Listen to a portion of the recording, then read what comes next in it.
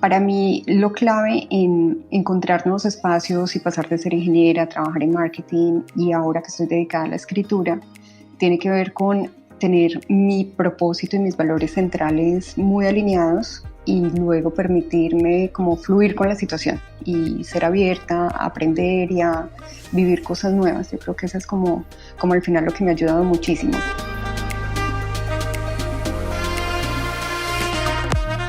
Hola, soy Tatiana Velázquez, creadora de Latinas Mastermind. Cada semana encendemos la luz para resaltar a una mujer latina que está brillando y elevando nuestra comunidad alrededor del mundo. Ellas, con su inteligencia, amor, valentía y profesionalismo, están pavimentando el camino para nosotras, las que venimos detrás. Y aquí nos cuentan cómo lo hicieron. Estas latinas son celebridades, empresarias, científicas, nuestras amigas e incluso nuestras vecinas. Pero lo más importante es que son heroínas del día a día, que con su valor y fortaleza nos dicen en voz alta que como mujeres hacemos la diferencia. Bienvenidas a nuestro episodio del día de hoy. Comencemos. Hola a todos, ¿cómo están? Espero que estén muy bien. Bienvenidos a un nuevo episodio de Latinas Mastermind. Hoy tenemos a Alexandra Castrillón Gómez con nosotros. Tengo muchas formas de presentarla, pero no quiero adelantarles nada. Yo solo quiero contarles que es una mujer que ha sabido reinventarse, moverse por el mundo, moverse por su propia vida y hacer las cosas que tiene de corazón. Alexandra ahora vive en Miami y es colombiana.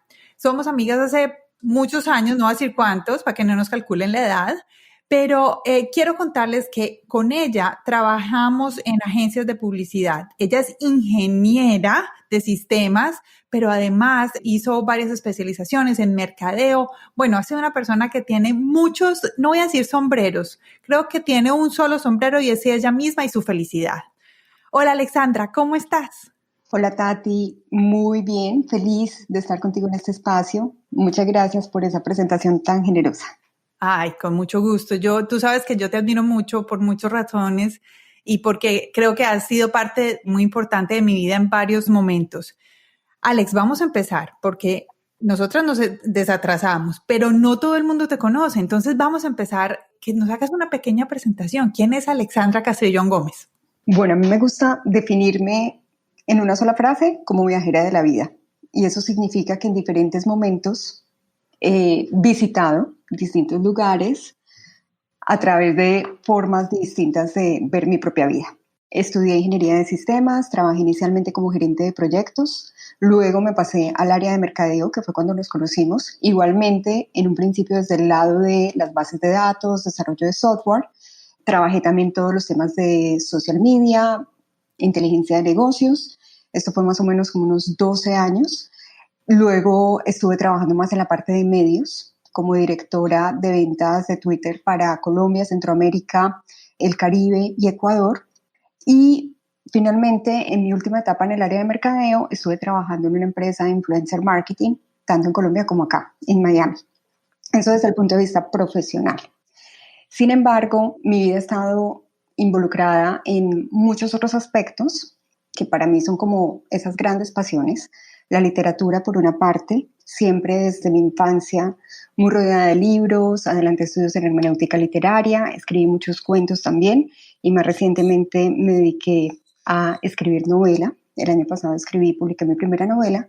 Y a los viajes, junto con mi esposo, hemos recorrido una buena parte del mundo, hemos hecho 2 viajes de larga duración alrededor del mundo y todo esto ha sido como la mezcla de vivir muchas experiencias diferentes hasta traerme a este lugar y a este momento donde estoy ahora.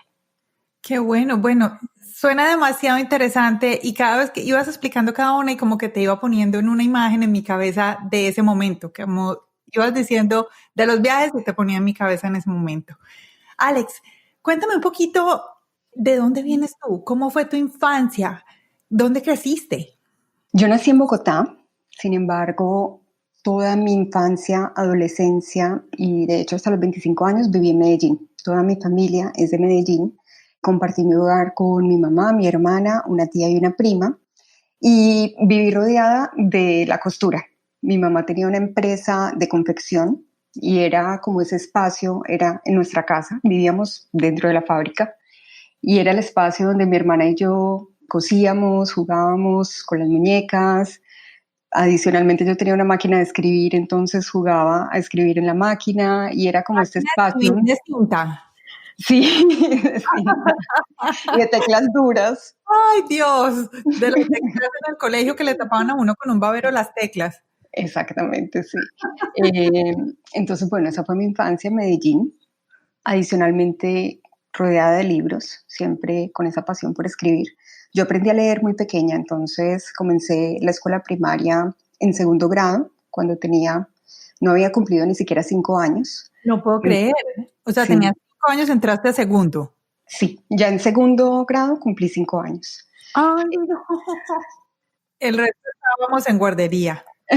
Sí, comencé la secundaria antes de cumplir 10 años y comencé la universidad a los 15 años. Entonces, eso marcó muchas cosas en mi vida, como esa frustración de ser una niña adolescente, de estar en la secundaria rodeada de compañeras 4 o 5 años mayores que yo. Y la escritura fue como un refugio para mí en esa etapa. Pero ven, te hago una pregunta.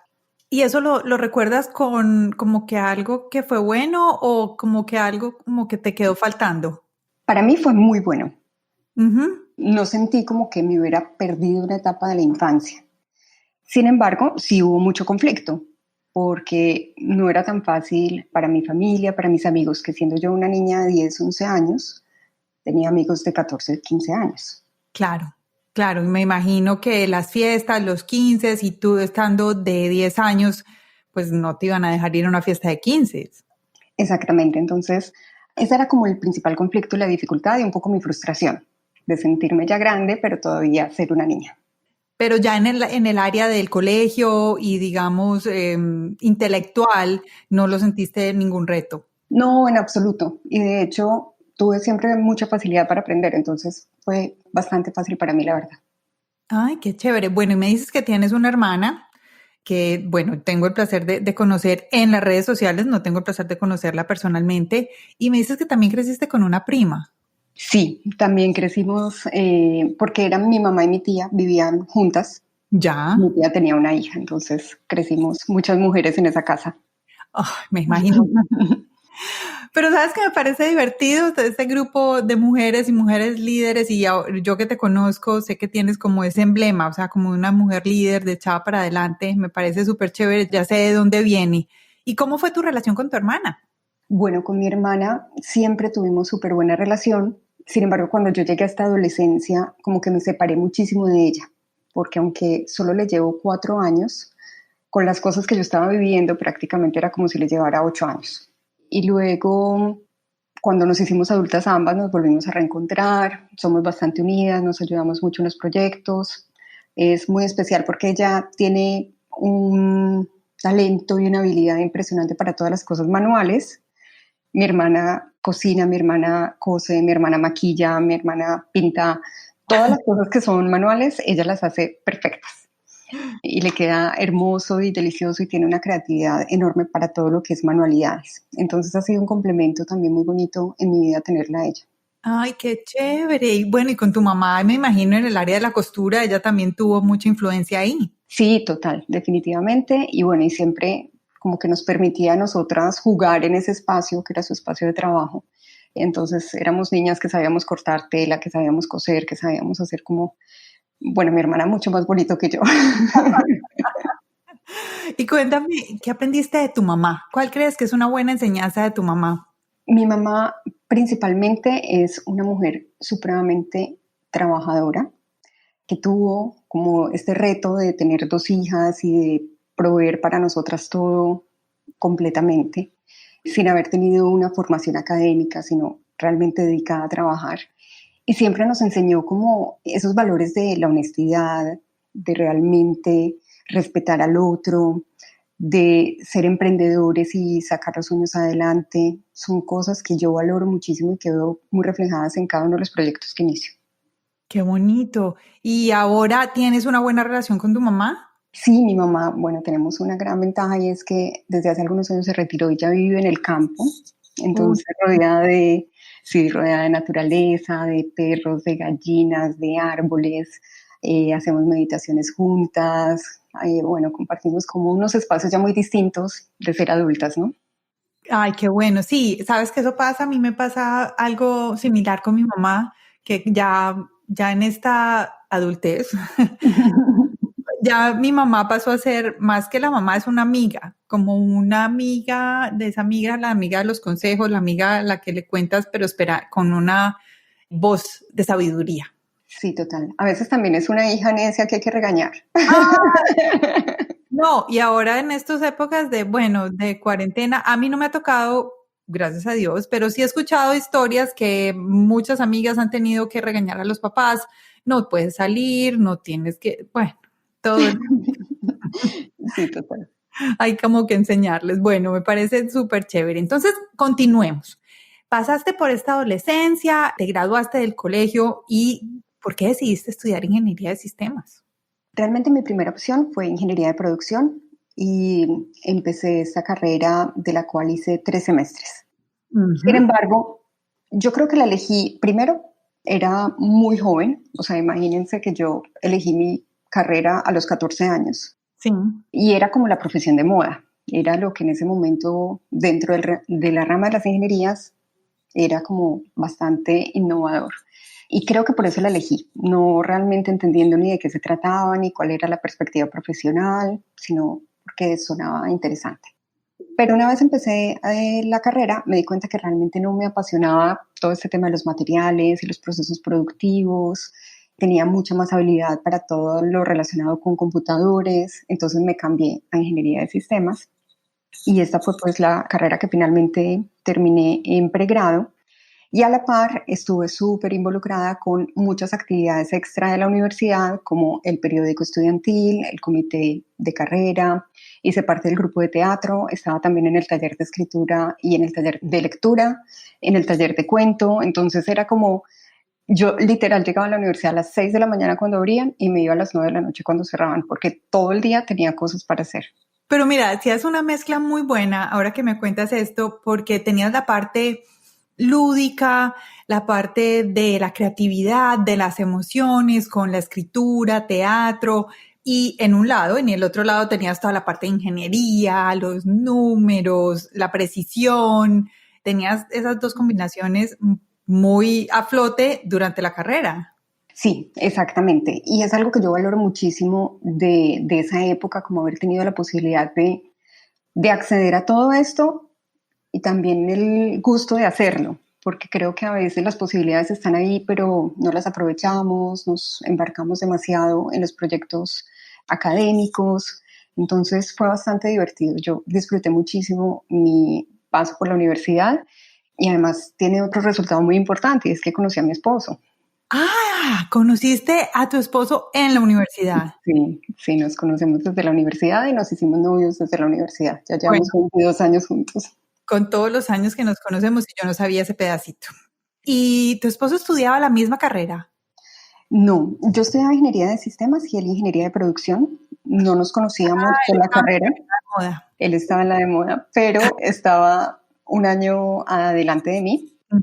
Pero nos conocimos pues, en esas actividades extracurriculares. Yo hacía parte del periódico y él estaba en el comité de carrera. Entonces, en todas las actividades de la organización estudiantil fue donde nos conocimos. Ah, no. Entonces, bueno, te iba a preguntar que cuál era la experiencia que más recordabas de la universidad, pero ya me la dijiste. Sí, definitivamente. Esa es la que más recuerdas. Hay cosas que yo recuerdo de mi carrera cuando pienso en la universidad y pienso más como que yo me exigía muchísimo, como que me exigía mucho y que era la monitora de varias clases, pero no me preguntes porque tengo muy en mi mente solo las fiestas de la universidad. ¿Sabes por qué? Hay un motivo y es que solemos recordar más las cosas que causan un impacto desde la experiencia, ¿no? No tanto el Ay, conocimiento. Entonces seguramente pasaron cosas muy... imagínate, yo tuve llevaban a la universidad a Carlos Vives cuando Carlos Vives no era tan famoso, pero era Carlos Vives, entonces imagínate el concierto de Carlos Vives en la universidad, en las fiestas, y bueno, y Juanes estudiaba en la universidad, entonces también había el concierto de Equimosis con Juan, entonces como que eso es lo que me acuerdo de las fiestas. Sí. Ay, Dios, bueno, entonces vamos a pasar, salimos de la universidad, saliste de la universidad, terminaste tu carrera, ¿y qué empezaste a hacer?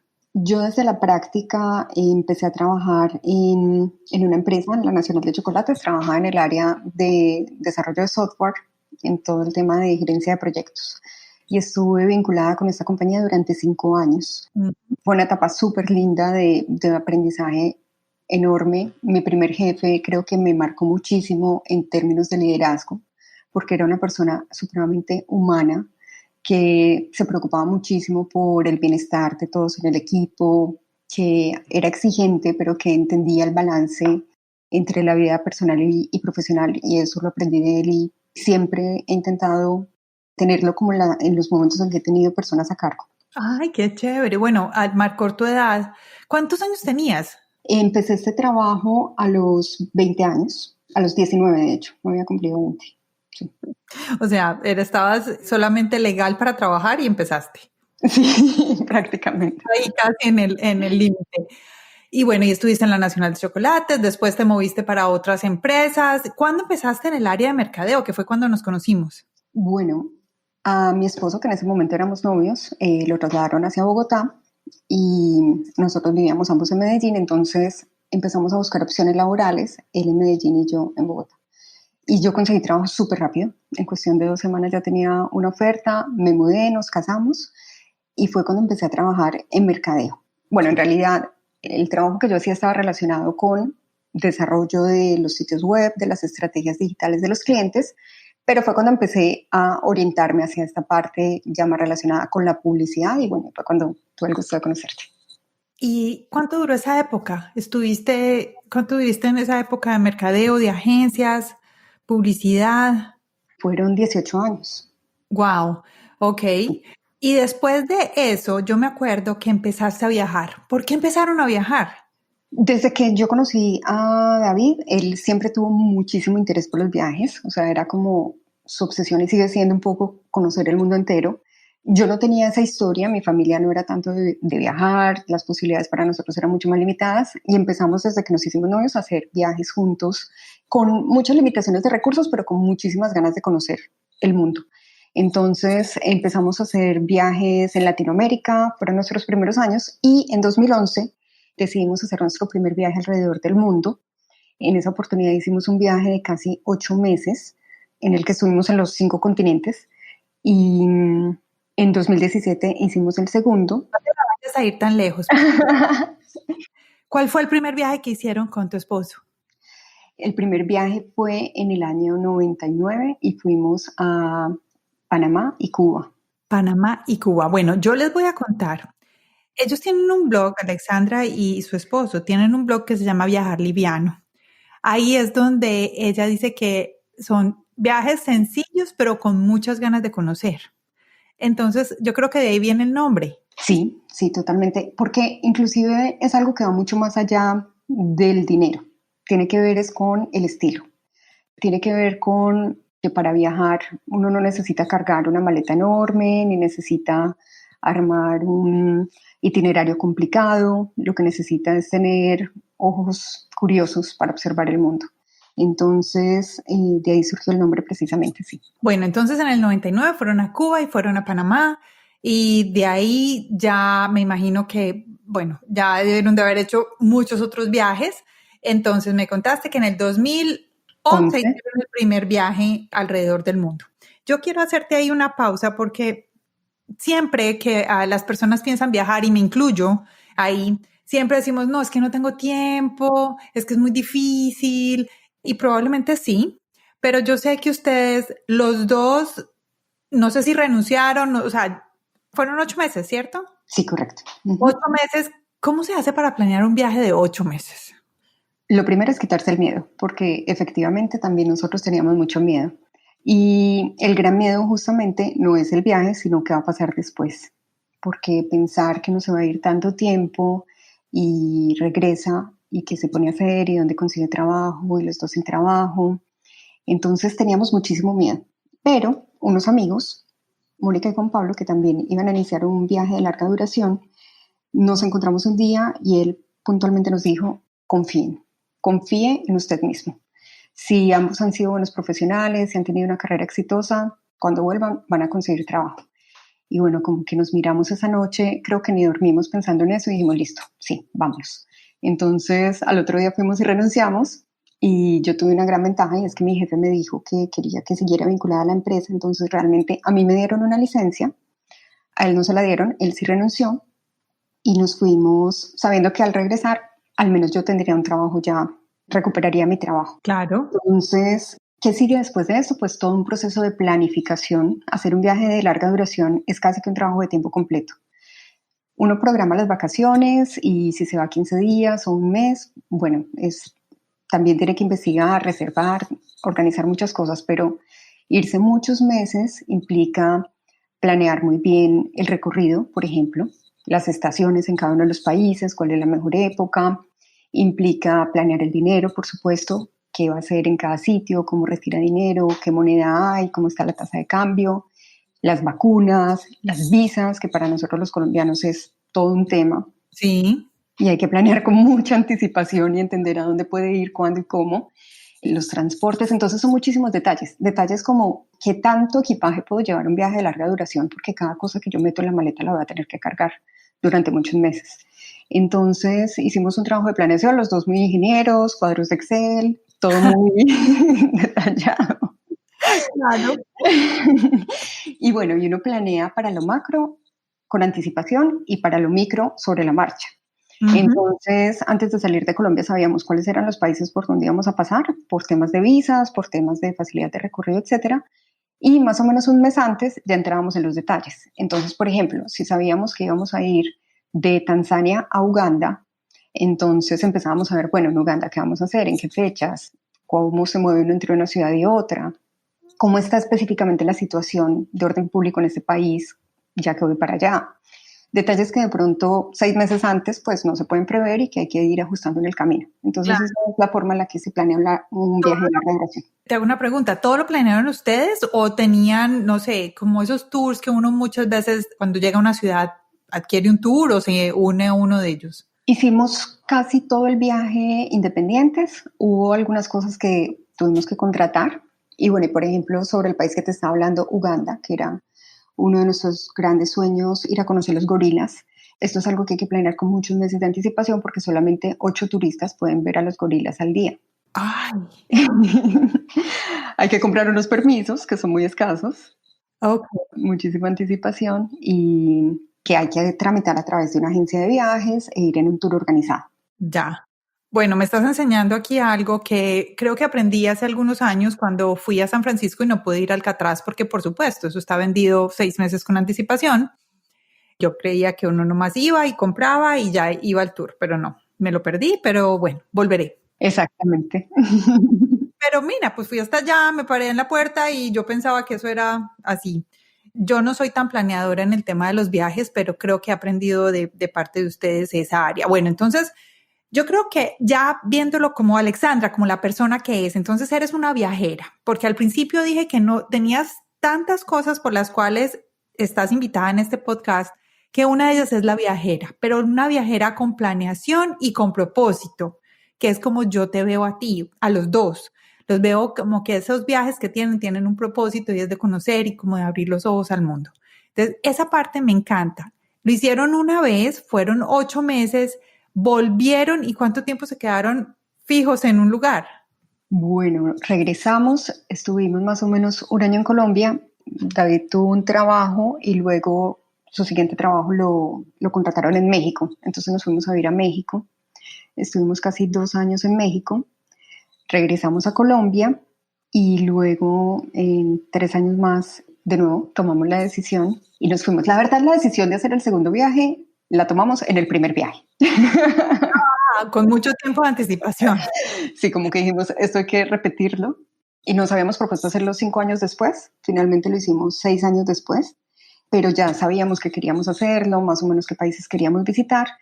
y unos 6 meses antes empezamos a poner en marcha los detalles. De nuevo, ambos renunciamos al trabajo. En esa segunda oportunidad fue a él a quien le dijeron, bueno, queremos que te quedes, entonces cuando regreses, pues regresas a la empresa. Y nos fuimos con la idea de irnos 11 meses, nos fuimos 11 meses en el 2017.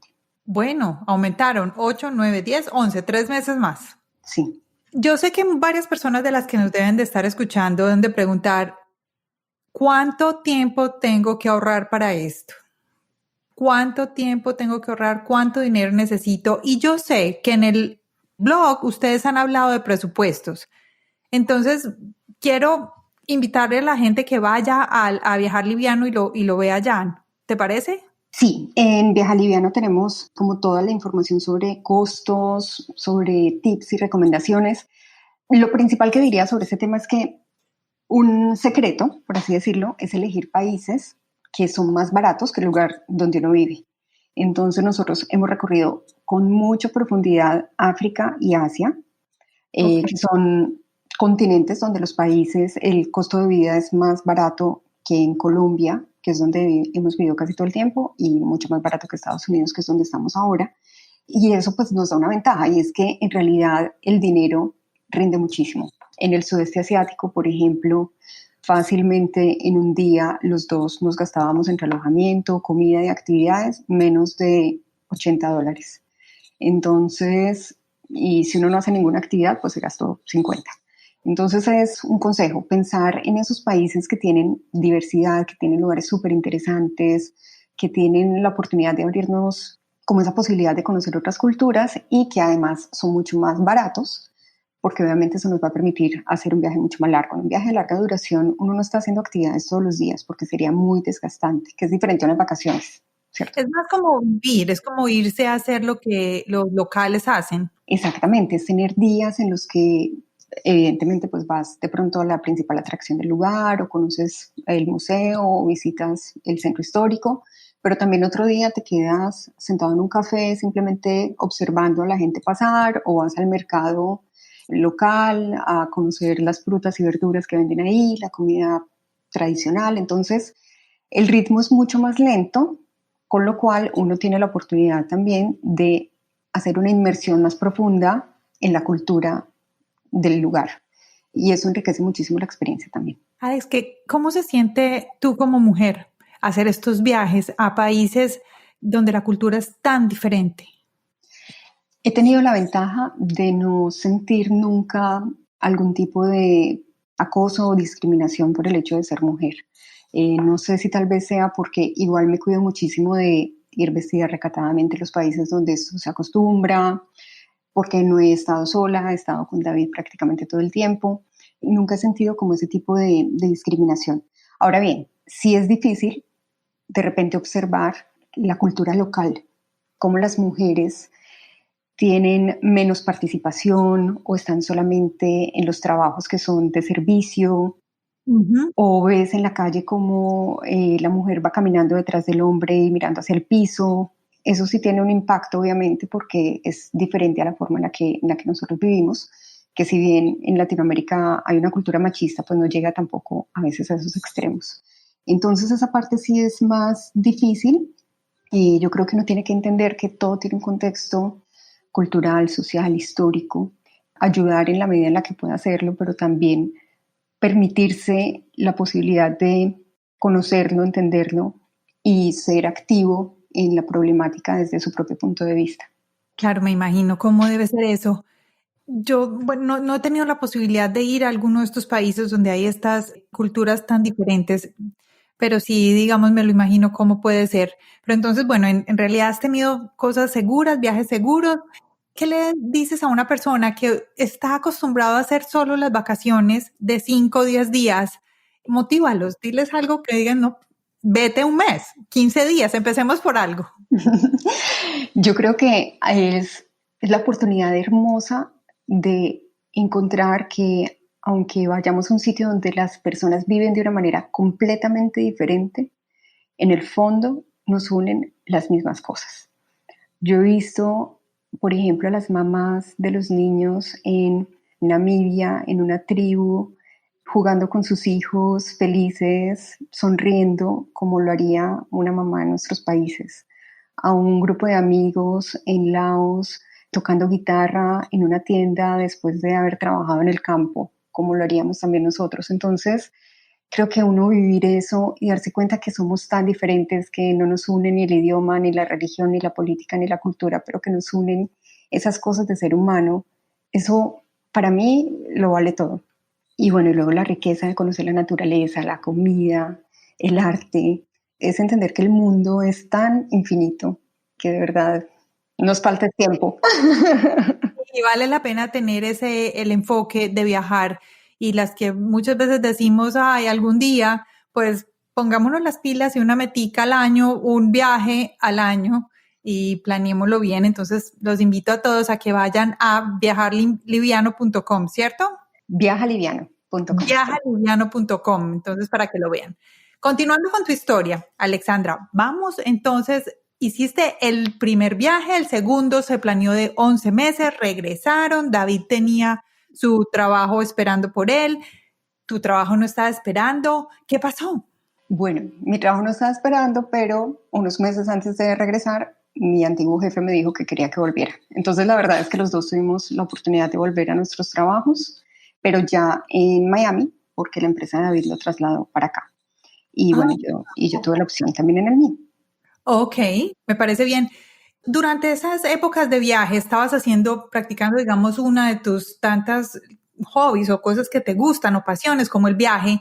¿Qué hacías durante ese tiempo para las otras pasiones de escribir y de tener como la parte de empoderamiento?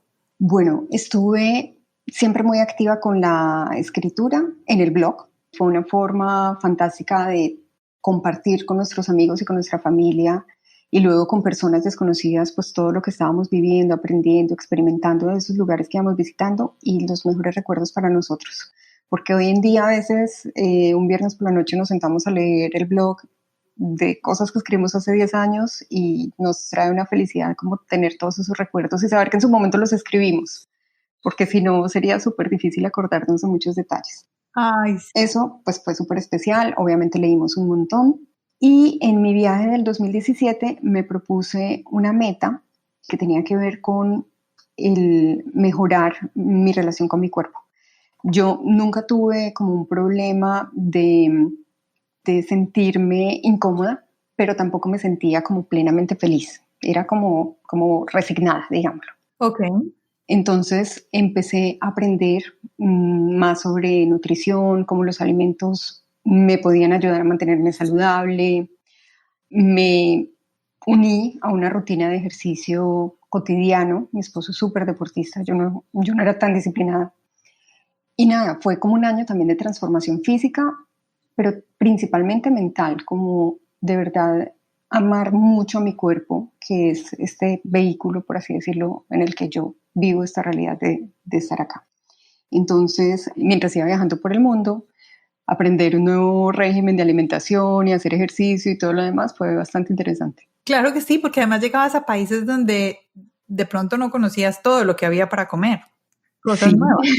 sí, exactamente, tener que conocer y sobre todo también perderle, la verdad, y lo que cambió fue perderle el miedo a probar comidas diferentes. En el primer viaje yo estuve mucho más cerrada a probar la comida local, me daba como miedo, inclusive antes de probarla, y tenía muchos prejuicios.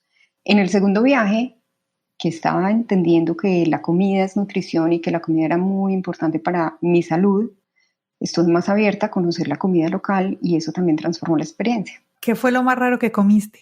En el segundo viaje hicimos una caminata por la selva en Laos, en la frontera con China, y es una selva como la selva amazónica, o sea, densa, húmeda, y el guía con el que íbamos nos cocinaba con productos que él mismo recolectaba. Entonces, por ejemplo, él un día nos hizo una sopa con la flor del plátano, que fue absolutamente deliciosa, algo que generalmente nosotros pues botamos a la basura. Y también algo que fue muy curioso en esa caminata es que él cazaba ranas en los mismos ríos que íbamos cruzando. Ajá. Y luego las preparaba en la cena. Entonces, Fue algo como curioso que probamos en ese viaje. Ay, Dios. Bueno, muy valiente. Muy orgánicas ellas, muy y una pesca muy tradicional, realmente era algo, era bonito ver Por cómo lo menos era muy natural. sí, sí. Eso me parece bien. Alex, algo que se me surge aquí en mi mente y es con tantos cambios, moviéndote de un país a otro, de un viaje para otro, de una ciudad a otra, siempre uno tiene que reinventarse. ¿O cómo era tu proceso de llegar a un nuevo sitio? ¿Cómo es tu proceso de llegar a un nuevo sitio y decir, llegó Alexandra Castrillón Gómez acá y así es como voy a fluir?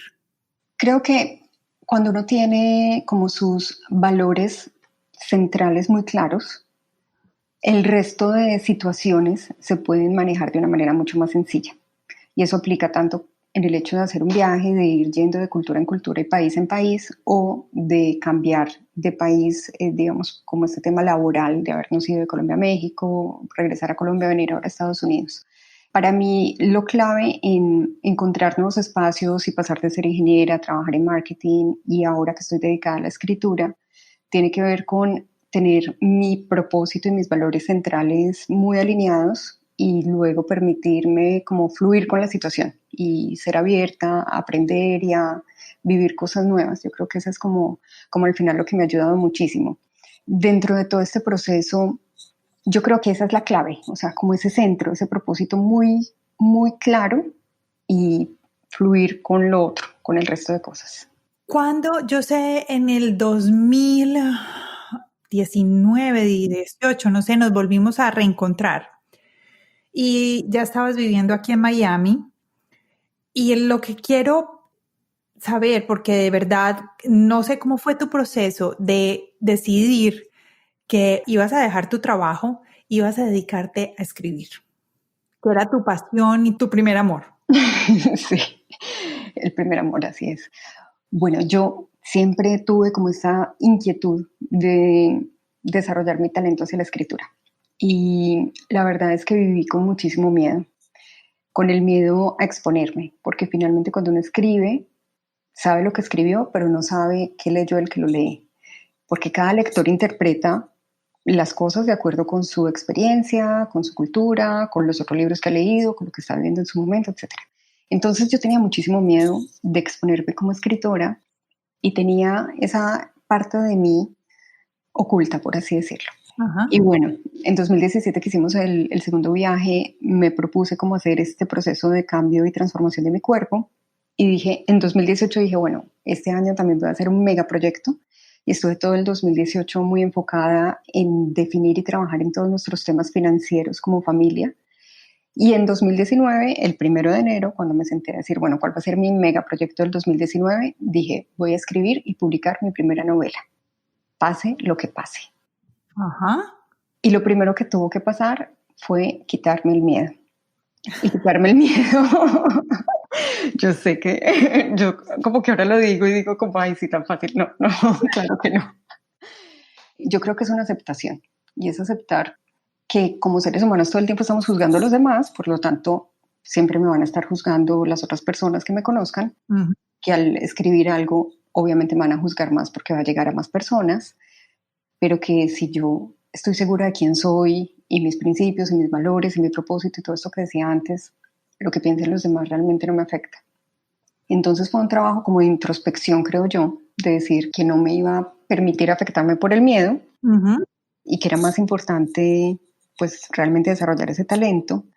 Entonces decidí que iba a escribir y publicar mi primera novela y más o menos yo creo que no había pasado ni un mes cuando empecé a decírselo a todo el mundo. Esto es como compromiso público total. Yo me encontraba a alguien y me decía, bueno, ¿cómo va? Sí, tu trabajo, sí, claro, el trabajo, y estoy escribiendo una novela. ¿Y ya habías empezado o no? Sí, claro, yo empecé, estuve como la primera semana de enero en todo el tema de planeación de la novela y más o menos el 8 de enero empecé a escribir ya juiciosamente. Ok, eso está bien. Voy a hacer aquí una pausa pequeñita, Alex, porque me encantó algo que dijiste y es en el 1 de enero del 2019 me senté a hacer cuál va a ser mi megaproyecto de este año. Y yo sé que muchos nos sentamos y hacemos lo que vamos a hacer el año, cuáles son las metas, y seguramente las metas algunas se quedan, otras usualmente se van a los 2 días. ¿Qué haces tú así rápido, no tan a profundidad, pero cómo estableces tus metas, cómo las visualizas y cómo haces que pasen? Bueno, lo que yo hago es que tengo una visión a 10 años. Ya. Esa visión a 10 años la llevo a un año, después de un año a 3 meses, luego a un mes, luego a una semana y luego a un día. ¿Qué significa eso? Que yo todos los días en la mañana pienso qué cosas tengo que hacer hoy para mis metas de la semana, del mes, del trimestre, del año y de 10 años. Suena muy complicado, pero voy a resumirlo en algo. Dentro de mi visión a 10 años está la posibilidad de vivir en el lugar que yo quiera del mundo, o sea, ser como nómada. Ese es uno de mis grandes puntos de mi visión a 10 años. ¿Qué significa eso? Me devuelvo. Que yo tengo que desarrollar un estilo de vida que me permita trabajar y vivir desde cualquier lugar del mundo. Me devuelvo aún más. Eso significa que, por ejemplo, ser escritora es una forma de vida, un estilo de vida que me permite hacer eso. Entonces me voy devolviendo. ¿Qué significa eso? Que tengo que escribir libros. Y para escribir libros, pues por ahora estoy como en este proceso de escribir un libro al año. Y significa que ese libro lo convierto en pedacitos más pequeños, en cuánto tiempo me gasto escribiendo el primer borrador, el segundo, el tercero, el quinto. Significa que cuánto tengo que escribir cada mes, cuánto tengo que escribir cada semana y cuánto tengo que escribir cada día. Ok. Son como pequeñas metas diarias, pero pensadas en lo que quiero llegar a ser a 10 años. Bueno, y aquí es donde entra Infinitum. Sí, exactamente. Ok. Cuéntanos qué es Infinitum, porque ese es otro de tus proyectos. Porque ya vamos a volver a la novela, al de escritora. Pero aquí en esta parte quiero que nos cuentes cuál es este proyecto de Infinitum, porque yo creo que es la forma que tú aplicaste para poder convertirte en escritora. Así es. Cuando yo hice esta primera meta grande del 2017 y la cumplí, aprendí muchas cosas. Aprendí justamente esto, que hay que hacer cosas todos los días, que uno no transforma su estilo de alimentación de un día a otro. Estos son pequeños cambios diarios, pero todos los días. Luego en el 2018, cuando estuve trabajando en todo el plan financiero, igual entendí que no se trataba de un día hago A y en un mes hago B, sino que todos los días hago pequeñas cosas. Y en 2019 tomé una mentoría con una persona de acá de Estados Unidos, él se llama Benjamin Hardy, que justamente está muy enfocado en temas de productividad. Tomé una mentoría de todo el año donde se reforzaban todos estos conceptos. Entonces, además de tener mentoría con él, pues leí muchísimos libros sobre el tema. Y como yo comparto mucho de esto que hago y todo lo que voy viviendo en mis procesos en mis redes sociales, la gente me decía, ven, ¿cómo es esto de que tú todos los días llevas como un checklist de tus tareas y de tus hábitos? Y bueno, yo iba como compartiendo esto y dije, bueno, realmente, tal como lo mencionaste antes, Tati, todos aprendimos como a ponernos propósitos el 1 de enero y se nos olvidan. Y la verdad, yo creo que la forma de que no se nos olviden es todos los días hacer pequeñas cosas. Okay. Entonces, empecé a recoger lo mejor de todo esto que yo había leído, de mi experiencia en estos 3 años, de la mentoría, de otro proyecto que tuve con María José Plaque de Mujer Holística también. Y junté como todo ese conocimiento de los libros, de tantos aprendizajes, en una sola metodología de 5 pasos a la que llamé Infinitum. Y lo que explico en esa metodología es justamente esto, es como en 5 pasos, y el primero es que haces un diagnóstico de tu vida actual, el segundo es que estableces tu visión a 10 años, el tercero es que estableces tus metas a un año, el cuarto es que transformas tus hábitos diarios, y el quinto es que te comprometes públicamente. Cómo combinar todo esto realmente te puede permitir cumplir cualquier meta. En mi caso, transformar la relación con mi cuerpo, crear un plan de retiro financiero o escribir una novela y cambiar de profesión. Entonces, Infinitum resume como todo eso. ¿Dónde las personas pueden? Porque ya sé que, o sea, para las que quieran, Infinitum está disponible para todos. ¿Dónde pueden ir? En mi página web, que es alexandracastrillon.com, hay una seccioncita que se llama Infinitum y allí hay una masterclass gratuita donde pueden conocer estos 5 pasos. Hay también un ebook de seguimiento donde se cuenta paso a paso la metodología con algunos ejercicios, una plantilla de ejercicios. Y también hay una cuenta de Instagram que es @soyinfinitum, donde estoy compartiendo este tipo de contenido. Bueno, entonces, Infinitum, la metodología que has creado, O sea, digamos que lo has usado ya en varios proyectos que han salido a flote y que has logrado en tu vida. Vamos a continuar, porque hiciste esto para ser también escritora. Entonces, seguimos, empezamos en el 2019, esta es mi meta, empezaste a contarnos a todos que ya estabas escribiendo tu novela. ¿Y cuánto tiempo se demoró? ¿Cómo fue ese proceso? Bueno, cuando yo reflexiono sobre la escritura de la novela, tengo dos respuestas. Poner las palabras sobre el papel me tomó 6 meses. Ok. Escribir la novela me tomó 41 años. Lo que pasa es que ser escritor es vivir, y lo que uno cuenta en una novela es todo lo que ha aprendido en la vida. Entonces, escribirla, o sea, que estuviera escrita de principio a fin, bueno, fueron 6 meses para el primer borrador.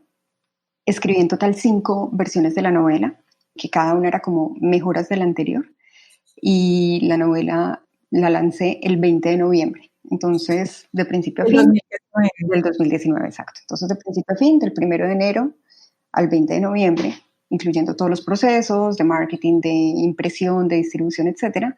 Pero realmente para quienes tengan el interés de ser escritores, escribir es vivir. Entonces, todo lo que uno vive, aunque ese día no está escribiendo, si está observando el mundo y si está aprendiendo del mundo, está escribiendo en la mente, digo yo.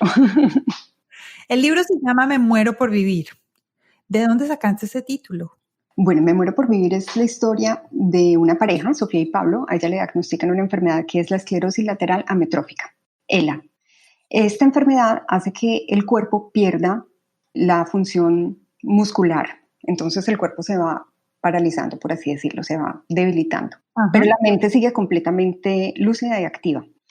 Y resulta que hay un día, que es el Día Mundial de ELA, que es en junio, y ese día las diferentes organizaciones alrededor de la enfermedad pues convocan a que la gente suba contenidos para concientizarnos sobre esta enfermedad, porque es una enfermedad que le da a pocas personas, es una enfermedad huérfana, pero que obviamente para estas personas es muy difícil. Imagínate tú no poder controlar tu cuerpo y llega un momento en que lo único sobre lo cual tienen control es los ojos. Y bueno, hay un enfermo de esta enfermedad que es muy famoso, que es Stephen Hopkins. Entonces existe ese día, el Día Mundial de ELA, y yo estaba ya prácticamente en la última semana de escritura de la novela y empecé a observar muchos contenidos que creaban los enfermos y las familias y usaban el hashtag Me muero por vivir. Y yo tenía una lista de más o menos 30 opciones de título, pero la verdad es que este título de inmediato como que me pareció que iba muy bien con la historia, porque tanto Sofía como Pablo, cada uno desde su realidad que viven en este tiempo que transcurre en la novela, que es un año, pues justamente se mueren por vivir. Tienen como esa pasión de vivir y esas ganas de seguir luchando muy presentes. Entonces el título vino de ahí, un poco de las redes sociales, y vino perfecto para la historia. Ok, ¿y por qué elegiste esa enfermedad? Bueno, yo tengo una amiga que su mamá, una de mis mejores amigas del colegio, que su mamá tiene esta enfermedad. Entonces he estado muy expuesta a aprender de la enfermedad. Ella siempre nos está contando, mi mamá está pasando por esto, mi mamá le dijeron esto, probó una nueva medicina, tuvo este problema. Bueno, siempre muchísima información y mucho compartir sobre la enfermedad, y la elegí por 2 motivos. El primero, porque de verdad admiro muchísimo a las personas que tienen esta condición y a sus familias. O sea, de verdad, volvamos a pensarlo. Imagínense tener su mente completamente lúcida y no poder mover más que los ojos. Eso de entrada, yo creo que... Sí, ya. Yo todavía lo digo y se me eriza la piel, de verdad. Sí. Entonces para mí fue como una forma de hacerles un homenaje a ellos, a mi amiga, a su mamá y a tantos enfermos y a tantas familias que he conocido también en este proceso, de darle visibilidad a su enfermedad y de mostrar que siguen siendo unos seres humanos maravillosos y con todo para seguir viviendo. Y en segundo lugar, porque yo quería contar esta historia en la que Sofía le pide a Pablo que él se vaya de viaje alrededor del mundo para cumplirle su sueño, o sea, una pareja que se separa, que es él el que se va a viajar.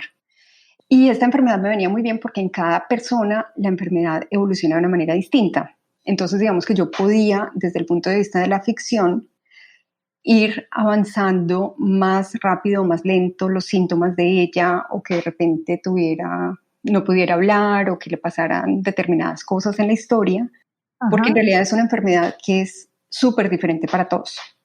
Entonces no es como otras enfermedades donde tú ya sabes exactamente cuáles son los pasos que va viviendo el enfermo, que tal vez no me iban a permitir esa flexibilidad literaria. Entonces, bueno, me servía muchísimo también por eso. Fue como la combinación de las 2 cosas. Claro, y además lo uniste a la parte viajera tuya, a las experiencias que has tenido. Sí, sí, exactamente. Fue como esta oportunidad de contar muchos de los viajes. En Me muero por vivir, Pablo se va por todo el sur de África y el sudeste asiático en un recorrido de un año. Todos son lugares donde yo he estado.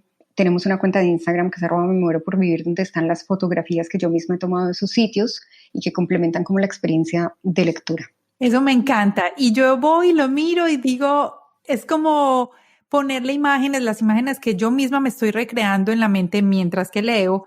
Voy a la cuenta de Instagram y voy viendo de verdad, los lugares que están hablando en el libro, y me parece un recurso buenísimo para que nosotros los lectores nos enganchemos más a la lectura. Sí, ha sido una experiencia súper bonita porque también a veces la gente me escribe como, wow, esto fue exactamente como me lo imaginé cuando lo leí, o hablaste de un animal que nunca había escuchado en un safari en África y vine a la cuenta de Instagram y lo vi. Entonces ha sido un elemento bastante complementario, muy bonito en la historia. Entonces, Me muero por vivir, lo pueden encontrar en Amazon, ¿cierto? Sí, en Amazon está en versión digital para Kindle, para la aplicación, y también en pasta blanda. Y en Colombia tengo un aliado de distribución fantástico, que es una librería de Medellín que se llama Books, bukz.co, que ellos hacen la distribución allá. Bueno, entonces a todos los links que estamos hablando aquí los vamos a poner dentro de las descripciones del podcast para que no se lo pierdan. El libro está muy bueno, fácil de leer, muy entretenido, y la verdad es que me río mucho. Hay veces, a pesar de que tiene la historia de la enfermedad, me río. Hay veces lo leo en la noche y me toca casi que contenerme la risa porque mi esposo está al lado. Pero sí, o sea, yo al principio tuve un poquito, cuando lanzaste el libro, yo estaba pasando por un momento de mi vida muy triste, Sí. y no quería leer cosas tristes, pero lo empecé a leer y dije yo, ya entiendo qué es lo que pasa aquí. O sea, como que lo que tú dices, o sea, tú lo escribiste de una manera, pero cada uno lo va tomando dependiendo de lo que estamos viviendo. Sí. Y me río bastante. Es muy entretenido. Además, porque me relaciono mucho por los sitios y los lugares. Al principio me llamó muchísimo la atención ver cómo se conocieron ellos, y me imaginaba como la puerta del edificio donde se vieron, y como he pasado por esas calles, entonces es bien divertido. Me gusta mucho. Te felicito, creo que sí te lo he dicho, pero te felicito porque me enganchó y me gustó muchísimo el libro, y los invito a todos a que lo lean. Muchas gracias. Bueno, Alex, vamos continuando porque esto ya se nos está acabando, y escribiste el libro, entonces ahora eres escritora. Y después de que escribiste el libro, yo sé que seguiste una etapa nueva. Ya estás escribiendo tu segunda novela, pero además empezaste un proyecto nuevo que se llama Escribo y publico. Así Escribo y publico. Sí. Bueno, yo elegí que esta primera novela iba a ser autopublicada. Tenemos como la concepción de la publicación tradicional que se realiza a través de las editoriales, pero gracias a la tecnología y principalmente a Amazon, que ha sido bastante innovador en el tema, cualquiera de nosotros puede publicar su libro a través de la autopublicación. Esto significa, bueno, que hay que aprender como algunos detalles técnicos de la plataforma, de cómo se montan los archivos, de cómo se gestionan, detalles del funcionamiento de la plataforma como tal, pero también que hay que aprender a darle a los lectores la calidad necesaria, aunque no tengamos el apoyo de una editorial. En mi caso, lo que hice fue contratar a una editora, Natalia Hernández, y a un estudio de diseño que se llama Ginger Magenta, para que el lector pudiera tener la experiencia que tendría si el libro hubiera pasado por una editorial. Y esto insisto muchísimo cuando hablo con escritores, porque piensan que, bueno, si yo puedo autopublicar en Amazon, lo hago yo todo solo y lo publico. Pero la verdad es que necesitamos el apoyo, por lo menos de esos profesionales, que le den la revisión necesaria y que creen pues, la portada y todo lo adicional que se necesita en un libro. Parte de mercadeo, como la parte de promoción. Sí, todo el plan de mercado es súper importante también, porque finalmente que el libro exista, que alguien lo escriba, pero que nadie se entere, pues no va a pasar nada. Entonces, trabajé con Natalia todo el año pasado, como en todas estas facetas del libro, y estudiamos, aprendimos un montón, hicimos muchísimos cursos, hablamos con personas que ya habían vivido la experiencia, hablamos con editoriales, tuvimos todo ese contacto muy juicioso de entender el modelo y de tomar pues justamente la decisión de ir por el autopublicado. Y la gente se nos empezó a acercar, porque pero como yo comparto mucho de todo lo que vivo en las redes sociales, me escribían, oye, yo tengo un manuscrito guardado hace 3 años, ¿será que yo lo puedo publicar? ¿Qué hago si tengo una idea y no sé por dónde empezar? O ya tengo algo avanzado, pero cada vez que comienzo me devuelvo y como que vuelvo y empiezo de ceros. Entonces con Natalia vimos que había una necesidad muy grande de compartir ese conocimiento con la gente y que iba muy bien con lo que ambas creemos que podemos ayudar a la gente en la vida. Entonces creamos Escribo y Publico, que básicamente lo que hacemos es compartir toda esta experiencia con personas que quieran escribir y publicar sus libros, pueden ser de ficción o de no ficción, para que conozcan las opciones y para que decidan si lo hacen con una editorial, si lo hacen de manera independiente. Y si lo hacen de manera independiente, pues les ayudamos a que sea mucho más rápido y no tengan que pasar por todos estos procesos de aprendizaje que ya vivimos nosotras. ¿Y ya están funcionando? O sea, ¿ya alguna persona las puede llamar y contactarlas y empezar a trabajar con ustedes? Sí, ya estamos trabajando. Tenemos una página web que se llama escriboypublico.com, una cuenta en Instagram que es @escriboypublico, y ya tenemos algunos clientes con los que estamos trabajando, de hecho, en diferentes etapas. Hay algunos que recién están empezando como a decidir sobre qué tema escribir, otros que ya están más en la etapa de edición. Tenemos una persona también que ya lo que necesita es el apoyo en marketing. Entonces, si alguna vez han tenido esa inquietud, los invito a que nos sigan o a que conozcan lo que hacemos. Tenemos también algunos videos en YouTube porque estamos felices de ayudar a más personas a que escriban y publiquen. Escriboypublico.com y también en Instagram Escribo y Publico. Exactamente, sí. Bueno, eso está lleno de recursos, lleno de cosas fantásticas. Alex, una de las cosas que me llama mucho la atención es que en los últimos años me he llenado de información y he escuchado muchas conferencistas y coach y bueno, todo lo que quieras, y todo el mundo dice focus, focus, focus, enfócate en una cosa. Yo entro a tu página web y no veo una cosa, sino que veo 1, 2, 3, 4 cosas. Sí, sí, yo sé. 4 cosas. Y te digo la verdad, te admiro demasiado por eso, porque yo sé que todo necesita, digamos, esmero, desempeño y dedicación. Y tú lo haces, y con cada uno yo sé que tienes el proyecto y lo haces y lo planeas. ¿Cómo haces para manejar 4 proyectos al mismo tiempo? Bueno, lo que yo hago es que mi planeación, de nuevo ya yéndome como a la metodología infinitum, en mi planeación de la semana y del día establezco los tiempos que le voy a dedicar a cada tarea. Entonces, por ejemplo, mis mañanas se las dedico a estos proyectos como Escribo y Publico, Infinitum y Viaja Liviana. Y a cada uno le dedico tiempo, dependiendo con lo que en ese momento necesite más esfuerzo o más horas de trabajo. Y en las tardes es cuando me dedico a escribir. Y respeto muchísimo los tiempos de cada uno y me concentro. Es decir, si yo digo durante 2 horas voy a estar creando contenido para Infinitum, lo hago durante esas 2 horas. Evito las distracciones. Si me hablan por WhatsApp, les voy a responder a las 2 horas. ¿Cómo haces para evitar distracciones? Yo creo que es que nos hemos acostumbrado a que las distracciones son normales y no, las distracciones no son normales. Y especialmente WhatsApp, como que cuando una persona le escribe a otra y bueno, y nosotras dos lo hablamos esta semana, como que esperamos una respuesta inmediata, pero es que nos estamos metiendo en el tiempo y en la vida de la otra persona. No sabemos si en ese momento puede, si está de pronto ocupado, si está haciendo otras cosas.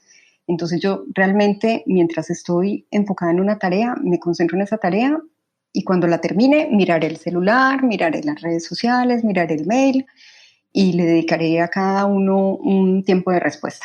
Mi sugerencia, ¿cuál es? Dedíquenle 60 minutos juiciosamente a una tarea y luego dejan 10 minutos para pararse, para relajarse, para responder mails, para responder WhatsApp, etcétera, y luego otros 60 minutos de mucha concentración, cada quien según cómo le funcione. A mí me funciona así, de a 1 hora, 10 minutos, 1 hora, 10 minutos, y con eso logro que ese tiempo esté muy enfocado. Entonces, volviendo como a tu introducción, efectivamente tengo 4 proyectos al tiempo, cada uno que requiere muchísimo trabajo, pero en el tiempo que le dedico a cada uno estoy súper enfocada solamente en ese. Y tengo un cuaderno para cada uno.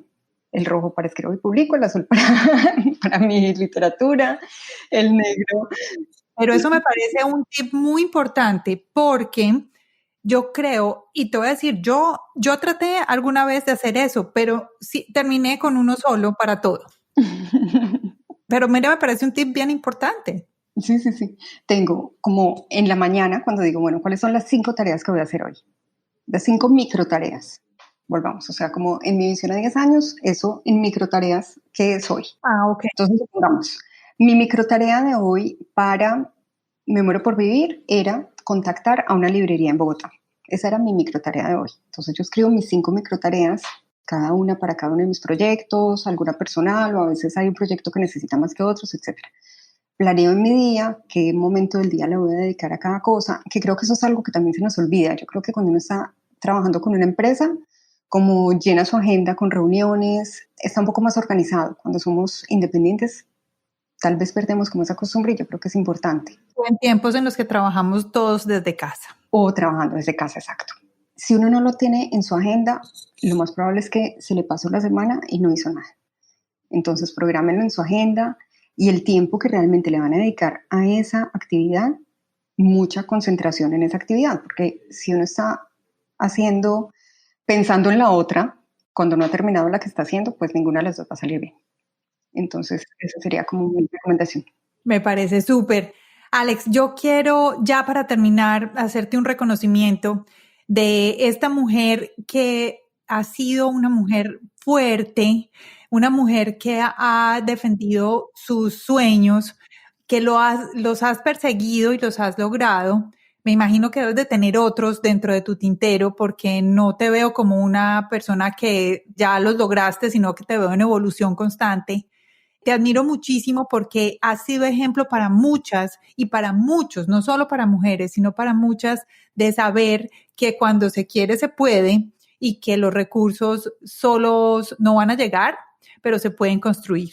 Te reconozco por eso y te agradezco mucho, mucho por compartir muchas cosas conmigo. Tati, mil y mil gracias. Para mí ha sido maravilloso que sigamos conectadas a través de los años, a través de la distancia, inclusive cuando no vivíamos tan cerca, que siempre hemos estado presentes de alguna manera y ha sido hermoso reencontrarme contigo ahora, ver todas estas cosas lindas que tú haces también, porque es la generosidad de querer compartir el conocimiento y de poder compartir el acceso a los recursos con otras personas, finalmente, y te lo reconozco a ti.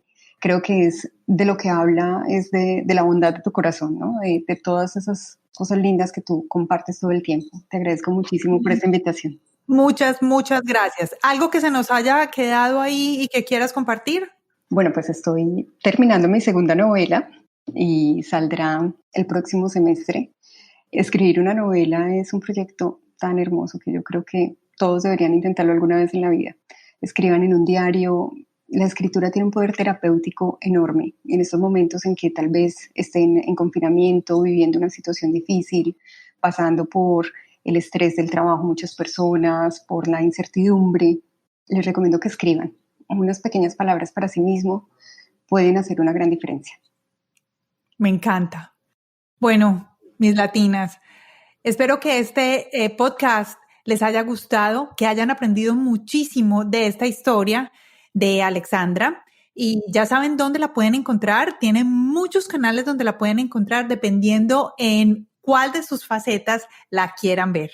Y si quieren verlas en todas, pues van a www.alexandracastrillon.com. Muchas gracias a todas por haber estado el día de hoy. Les recomiendo que vayan también a Instagram, a Latinas Mastermind, y que nos busquen también en latinasmastermind.com para que vean todos nuestros episodios y nuestra segunda temporada que está llenita de muchas nuevas historias que nos van a ayudar a mover. Alex, muchas gracias por estar aquí y espero verte pronto. Muchas gracias a ti y bueno, y a todas las que siguen tu podcast. Un abrazo. Chao. Chao, chao.